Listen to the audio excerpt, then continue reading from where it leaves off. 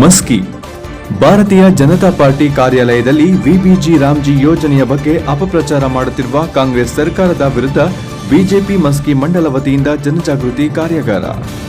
ಸಭೆ ಆಗ ಮತದಾರರ ಪಟ್ಟಿ ಮ್ಯಾಪಿಂಗ್ ಹಾಗೂ ಸಂಘಟನಾತ್ಮಕ ವಿಕಸಿತ ಭಾರತ ರಾಮ್ಜಿ ಮಸೂದೆಯು ಎಂಜಿ ನರೇಗಾವನ್ನು ಬದಲಾಯಿಸುವ ಹೊಸ ಕಾಯ್ದೆಯಾಗಿದ್ದು, ಇದು 2025ರಲ್ಲಿ ಪರಿಚಯಿಸಲ್ಪಟ್ಟಿದೆ.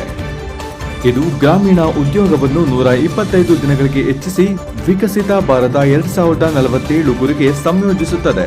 ಈ ಮಸೂದೆಯ ಮೂಲಕ ರಾಜ್ಯಗಳ ಹಣಕಾಸು ಜವಾಬ್ದಾರಿ ಹೆಚ್ಚಾಗುತ್ತದೆ ಮತ್ತು ತಂತ್ರಜ್ಞಾನ ಆಧಾರಿತ ಪಾರದರ್ಶಕತೆಯನ್ನು ಬಲಪಡಿಸುತ್ತದೆ. ಮುಖ್ಯ ಬದಲಾವಣೆಗಳು ಉದ್ಯೋಗ ಖಾತರಿ 100 ದಿನಗಳಿಂದ 125 ದಿನಗಳಿಗೆ ಏರಿಕೆಯಾಗಿದ್ದು, ವಾರ್ಷಿಕವಾಗಿ ಗ್ರಾಮೀಣ ಕುಟುಂಬಗಳಿಗೆ ಅನ್ವಯಿಸುತ್ತದೆ. ಕೃಷಿ ಸೀಸನ್ನಲ್ಲಿ ಬಿತ್ತನೆ ಕೊಯ್ಲು 60 ದಿನಗಳ ಕಡ್ಡಾಯ ವಿರಾಮವಿದ್ದು, ರಾಜ್ಯ ಸರ್ಕಾರಗಳು ಘೋಷಿಸುತ್ತವೆ. ವೇತನವು ಸುಮಾರು 15 ದಿನಗಳೊಳಗೆ ನೇರ ಬ್ಯಾಂಕ್ ಖಾತೆಗೆ ಹೋಗುತ್ತದೆ. ಬಯೋಮೆಟ್ರಿಕ್ ಹಾಜರಾತಿ ಕಡ್ಡಾಯ. ಹಣಕಾಸು ವ್ಯವಸ್ಥೆ ಕೇಂದ್ರದಿಂದ 60:40 ಅನುಪಾತದಲ್ಲಿ ರಾಜ್ಯಗಳೊಂದಿಗೆ ವಾರ್ಷಿಕ ಅಂದಾಜು ವೆಚ್ಚ 1,51,282 ಕೋಟಿ, ಕೇಂದ್ರ ಅಂತ 95,692 ಕೋಟಿನ ಹಂಚಿಕೆಯ ಮೇರೆಗಿಂತ ಹೆಚ್ಚು ವೆಚ್ಚ ರಾಜ್ಯಗಳ ಹೊರೆ. ಕೆಲಸದ ವ್ಯಸತ್ತೆಗಳು 4 ಪ್ರಮುಖ ಕ್ಷೇತ್ರಗಳು. ನೀರು ಸುರಕ್ಷತೆ. ಮೂಲ ಕೆಲಸ ಸಿಗದಿದ್ದರೆ 15 ದಿನಗಳ ನಂತರ ನಿರುದ್ಯೋಗ ಭತ್ಯೆ ರಾಜ್ಯ ಹೊರೆ.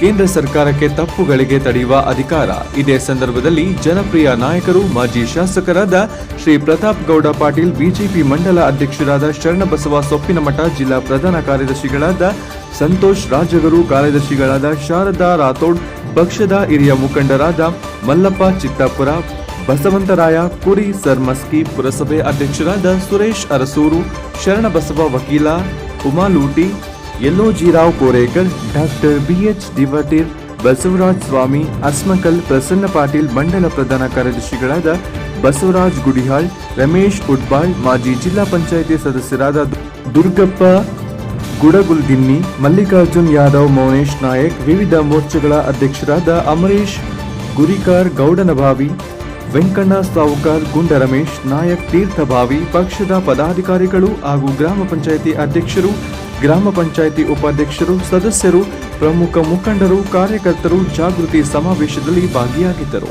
ವಿರೂಪಾಕ್ಷಯ್ಯ ಸ್ವಾಮಿ ಸಾಲಿಮಠ, ಅಂತರಗಂಗೆ, ಪ್ರಜಾಪವ ಟಿವಿ, ಮಸ್ಕಿ.